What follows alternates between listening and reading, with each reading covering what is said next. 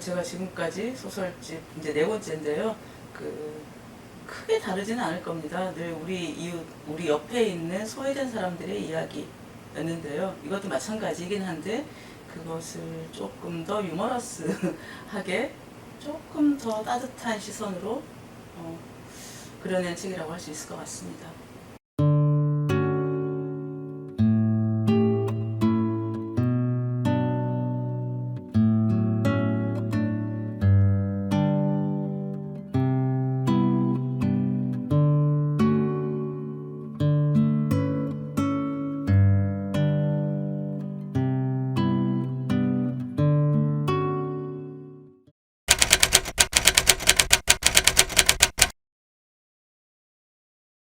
그 문학박사 정지아의 집은 이제 그 문학박사 정지아의 집이라는 간판을 만들 상황은 사실이에요. 걔가 진짜로 우리 집에 와서 그 고졸 PD가 나한테 하도 밤새도록 어디 고졸이 이런 말을 듣고 스스로 고졸로부터 자유로워지고 나를 놀리려고 이 삐딱한 팻말을 하나 이제 근데 밖에다 소설처럼 밖에다 걸진 않았고 그냥 해주고 갔는데 너무 웃기잖아요. 그래서 다음번 오는 어떤 손님한테 그 얘기를 했어. 그러니까 우리 집에 한동안의 유머 코드였어. 그게. 그랬더니 한 파나가가 그 말을 듣고 가더니 떡하니 이런 거를 받아줘. 이걸 어쩌란 말인가.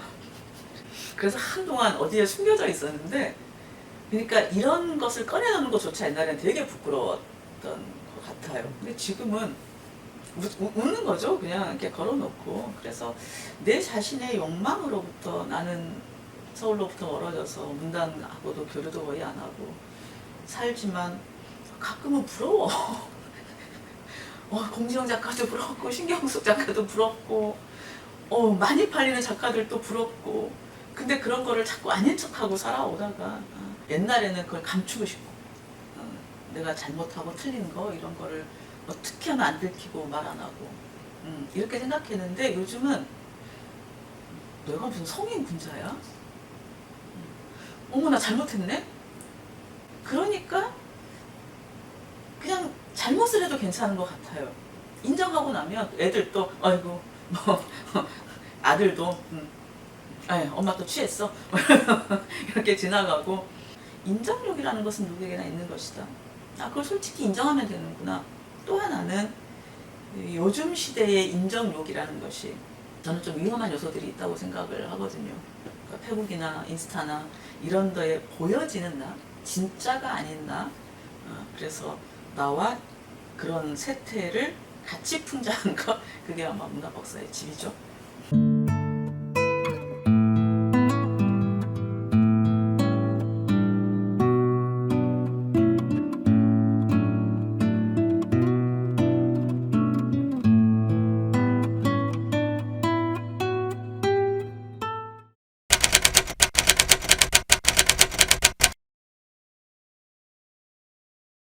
저는 평범한 부모 자식하고 조금 다른 관계를 맺고 살았던 것 같아요.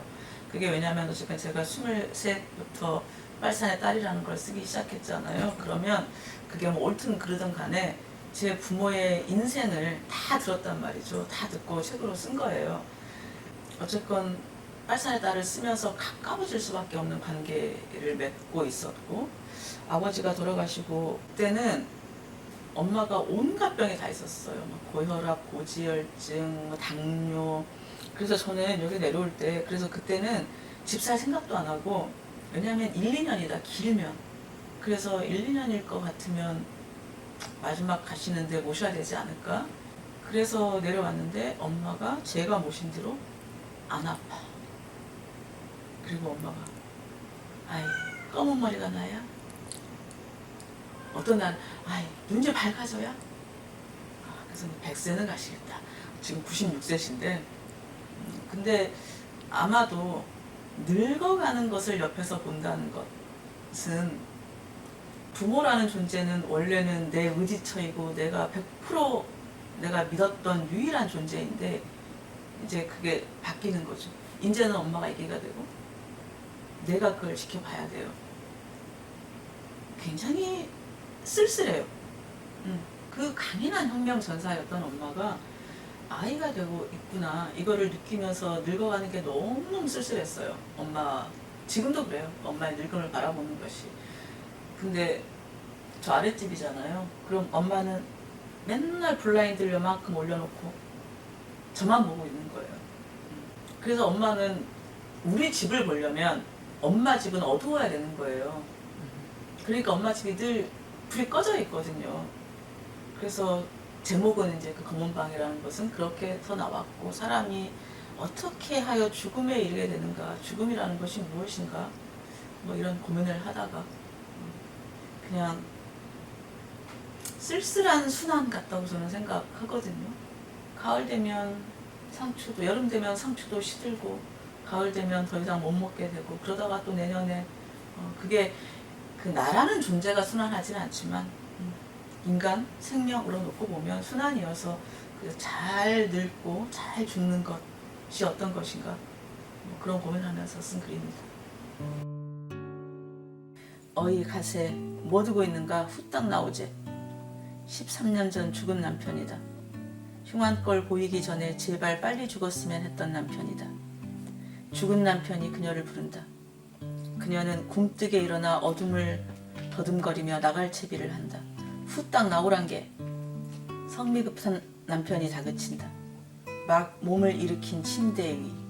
몸 따라 일어나지 못한 그녀의 마음 한 자락 휘끄물에 놓여 있다. 그 마음 두꺼운 블라인드 너머 딸의 방으로 이어진다. 생생하게 살아있던 99회의 기억들이 꿈이었던 듯 사라지고 그녀는 우두커니 저 따라 나서지 않는 제 마음 들여다본다. 그 마음 치매 걸린 동생의 요분질과 다를 바 없다. 그런데도 그 마음 거두어지지 않는다. 그녀는 검은 방 99년의 기억 속에 다시 갇힌다. 산 것인지 죽은 것인지 기억들 뒤엉켜 뛰논다.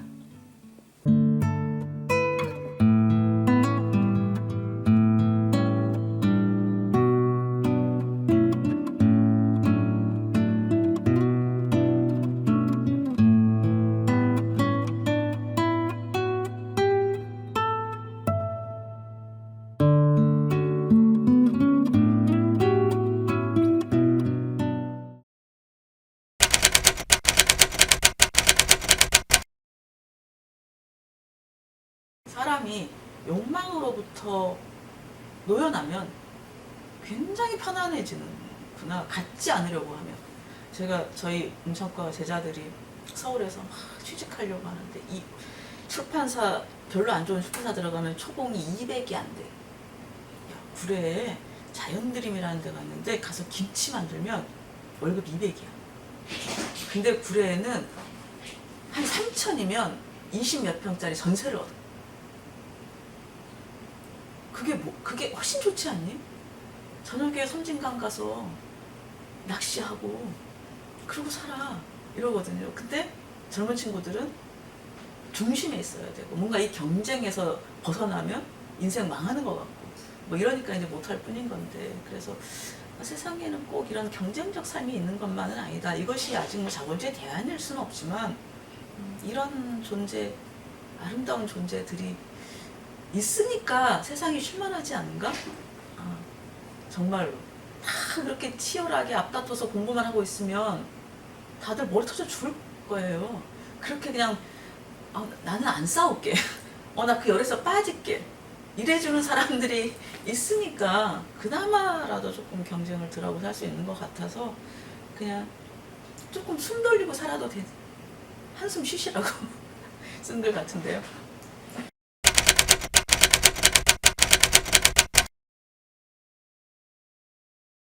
제가 당연히 나고 자란 곳이죠. 그리고 제 부모님의 역사가 있는 곳이죠. 그래서 제 부모님이, 아버지가 전남 도당에서 활동을 하셨으니까 우리 집 뒷산이 지금 백운산이거든요. 아버님이 활동하셨던 무대이고 엄마는 남부군이어서 지리산에서 활동을 하셨어요. 그게 지금 보이잖아요. 근데 두 분이 지리산에서 활동한 것은 7년 정도이지만 그 7년이 부모님의 평생을 좌우했고 또 그것이 제 삶에 막대한 영향을 미쳤는데, 저는 그 실제적인 물리적 공간을 눈으로 보면서 컸잖아요. 그래서 이게 약간 이런 게 다른데요. 이를테면 제주 4.3을 겪었던 사람들이 서울로 일본으로 가면 머릿속에는 남아있지만 그게 내 현실은 아닌 거죠 이제는. 근데 저는 언제나 부모님을 보러 구례를 오면 엄마가 살았던 아버지가 활동했던 그 무대가 늘 눈앞에 펼쳐져 있어요. 그래서 이것은 벗어날 수 없는 제 실존이기도 하고요. 물론 구례는 멀잖아요 서울로부터. 소외감을 느끼지 않는 것도 아니고 때로는 내가 서울에 있었더라면 지금보다 조금 더 유명해지고 지금보다 사람들이 더 불러주고 이러지 않았을까 이런 생각이 들어서 외로울 때도 있는데 조금 지나고 나니까요. 아 그래서 사실은 물질적인 것으로부터 속된 것으로부터 내 스스로가 노력하지 않아도 조건 자체가 멀어지게 만들어 놨고 그것이 제 소설에는 그리고 저라는 사람이 성장하는 데는 굉장히 좋은 것 같아요. 그래서 저의 처음이자 마지막, 저의 탄생이자 아마도 죽음까지 함께할 소설의 공간이고 내 탄생의 공간, 소멸의 공간 이렇게 생각합니다.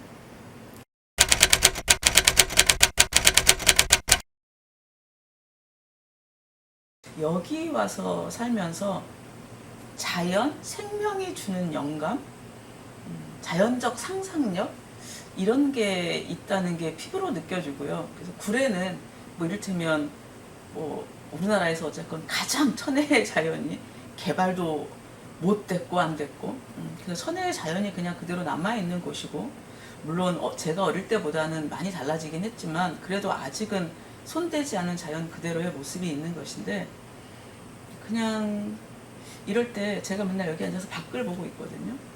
그러면 보이는 것은 나무와 산과 바람이에요. 그럼 하루 종일 움직이는 게 바람밖에 없거든요.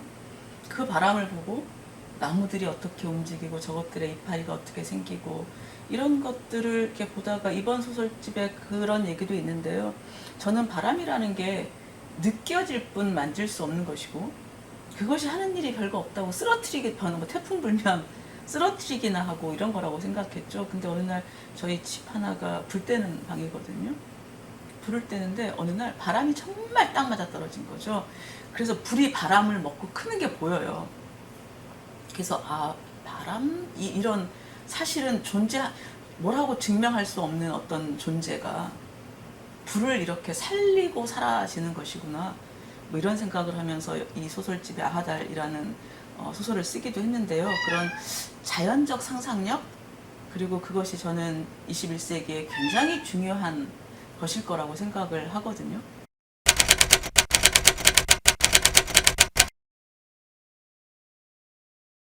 이데올로기는 아닌 것 같아요. 그건 한동안 그랬었죠. 제 삶이 그랬으니까. 그 이데올로기로부터는 자유로워지고 싶어요. 그래서 이 소설집도 조금 더 자유로워진 제가 좀 더 담겨 있는 것 같고요. 그래서 저는 무엇을 이루었는가를 옛날에는 되게 중요하게 생각했던 것 같아요. 좋은 소설을 쓰는 것, 무엇이 되는 것, 이런 게 저한테 매우 중요했었다면 어떤 순간부터는 위아래는 없는 거다.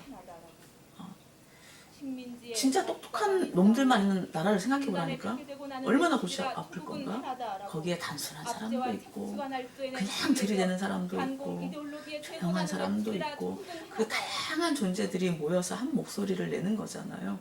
그 하나하나를 제대로 이해하는 것 그게 제 목표인 것 같아요. 제가 갖고 있는 그리고 그냥 크게 보면 내가 20대에 이해했던 게 다르고 30대에 이해하는 게 다르고 지금 또 다르단 말이죠. 아직도 이해 못하는 것들이 또 굉장히 많아요. 들이대는 사람 아직도 굉장히 불편해요. 근데 옛날같이 차갑게 이러지는 않지만 어쨌건 속으로는 계속 이렇게 되는데 사실은 그런 사람들의 아름다움도 있을 것이고 그래서 내가 가진 그러니까 타고난 이해의 폭보다 조금은 더 나은 수준의 이해력을 가지고 죽었으면 좋겠다. 그게 제 삶의 이유이고 저는 소설이라는 것이 삶 이상일 수는 없잖아요.